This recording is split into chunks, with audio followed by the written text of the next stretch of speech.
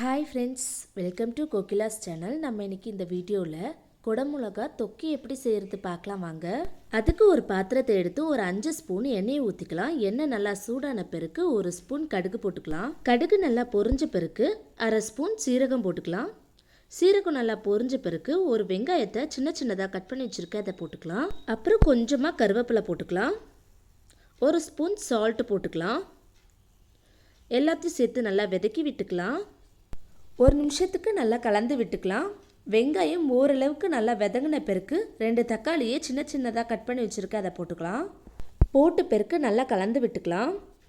நல்லா கலந்த பிறகு தக்காளி நல்லா வதங்கிட்டோன்னு சிம்மில் வச்சு ஒரு 2 நிமிஷத்துக்கு மூடி போட்டு க்ளோஸ் பண்ணி வச்சுக்கலாம்.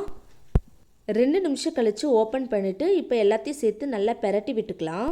வெங்காயம் தக்காளி ஓரளவுக்கு நல்லா வதங்கிடுச்சு. இந்த ஸ்டேஜில் குடமிளகாவை சின்ன சின்னதாக கட் பண்ணி வச்சுருக்கேன், அதை போட்டுக்கலாம்.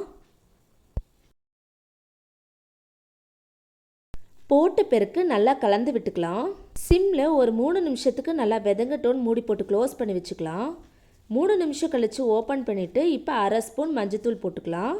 1 ஸ்பூன் தனியாத்தூள் போட்டுக்கலாம். 2 ஸ்பூன் சாம்பார் மிளகாய் தூள் போட்டுக்கலாம்.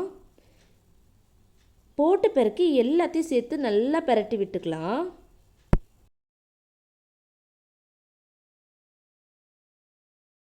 நல்லா கலந்த பிறகு 1 கிளாஸ் அளவுக்கு தண்ணியை ஊற்றிக்கலாம். தண்ணி ஊற்றின பிறகு நல்லா கலந்து விட்டுக்கலாம்.